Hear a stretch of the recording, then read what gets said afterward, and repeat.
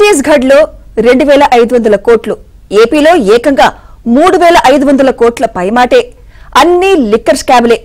కాస్త అటు ఇటుగా దేశంలో ఒకే సమయంలో 3 రాష్ట్రాల్లో మద్యం నుంచి నేతలు సొమ్ములు పిండుకున్నారు. వీటిలో స్కాములకే స్కామ్. దేశ చరిత్రలోనే అతిపెద్ద స్కామ్ ఏపీలో జగన్ హయాంలో జరిగింది. ఢిల్లీలో అప్పటి ఉప ముఖ్యమంత్రి మనీష్ సిసోడియా, ముఖ్యమంత్రి అరవింద్ కేజ్రీవాల్ ను ఈడీ అరెస్ట్ చేసింది. ఛత్తీస్గఢ్ లో నాటి ముఖ్యమంత్రి భూపేష్ బాఘేల్ తనయుడు చైతన్య బాఘేల్ ను కటకటాల వెనక్కి నెట్టింది. చైతన్య బాఘేల్ పాత్రను వివరిస్తూ ఈడీ ఏకంగా 7000 పేజీల ఛార్జ్షీట్ దాఖలు చేసింది. ఏపీ లిక్కర్ స్కామ్ ను కేంద్ర దర్యాప్తు సంస్థలు పట్టించుకోలేదు. దీంతో రాష్ట్ర ప్రభుత్వమే ప్రత్యేక దర్యాప్తు బృందం సిట్ ద్వారా దర్యాప్తు చేయిస్తోంది.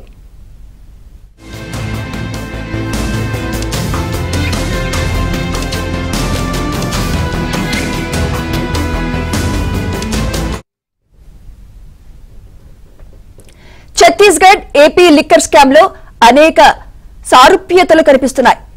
ఏపీలో మద్యం విక్రయాలు, వినియోగం నియంత్రణ పేరుతో ఒక పాలసీని రూపొందించి దానినే దోపిడీకి అనుకూలంగా మార్చుకున్నారు. ఏపీలో ఛత్తీస్గఢ్ లో అదే పాలసీ. ప్రభుత్వ మద్యం దుకాణాల పేరుతో సొంత ముడుపుల దుకాణాలు తెరిచారు.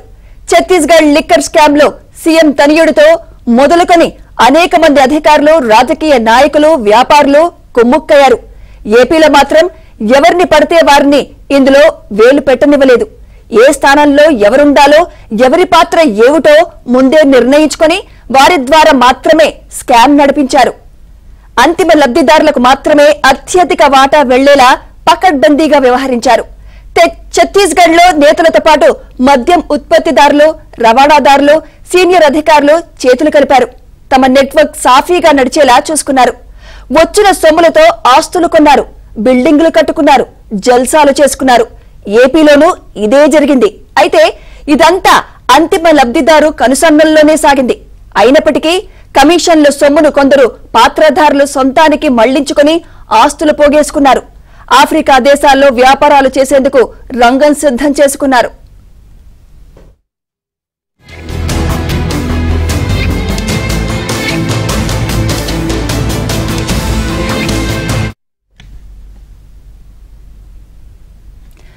కారణాలు ఏమైనప్పటికీ ఢిల్లీ, ఛత్తీస్గఢ్లలో జరిగిన మద్యం స్కామ్లపై కేంద్రం తీవ్రంగా స్పందించింది.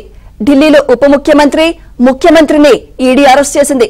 ఛత్తీస్గఢ్ లో చైతన్య బాఘేల్ ను ఈ ఏడాది జులైలో అరెస్ట్ చేసింది. కానీ ఆ 2 రాష్ట్రాలకు మించిన ఏపీ లిక్కర్ స్కామ్ పై మాత్రం ఈడీ స్పందించలేదు. సిట్ చేసిన దర్యాప్తులో షెల్ కంపెనీల ఏర్పాటు నుంచి మనీ లాండరింగ్ వరకు అనేక అక్రమాలు బయటపడ్డాయి. తాము గుర్తించిన సమాచారాన్ని ఈడీతో పంచుకుంటూనే ఉన్నారు. అయినా ఈడీ సైలెంట్ గానే ఉంది. ఛత్తీస్గఢ్ లో హోల్ గ్రామ్లు సరఫరా చేసే కాంట్రాక్టర్లు కూడా లిక్కర్ సిండికేట్ లో భాగమే. నకిలీ హోల్ గ్రామ్లు సరఫరా చేసి వాటి ద్వారా అనధికారికంగా సరుకు విక్రయించారు. ఏపీలోనూ ఇలాంటి డీలింగ్స్ జరిగినట్లు అనుమానాలున్నాయి. మద్యం డిపోల నుంచి కాకుండా డిస్టిలరీల నుంచి నేరుగా షాపులకు తరలించి ఆ మద్యాన్ని విక్రయించినట్లు ఆరోపణలున్నాయి. జగన్ హయాంలో మద్యం దుకాణాల్లో డిజిటల్ చెల్లింపులకు ఆస్కారం ఇవ్వకపోవడం ఈ అనుమానాలకు బలం చేకూరుస్తోంది.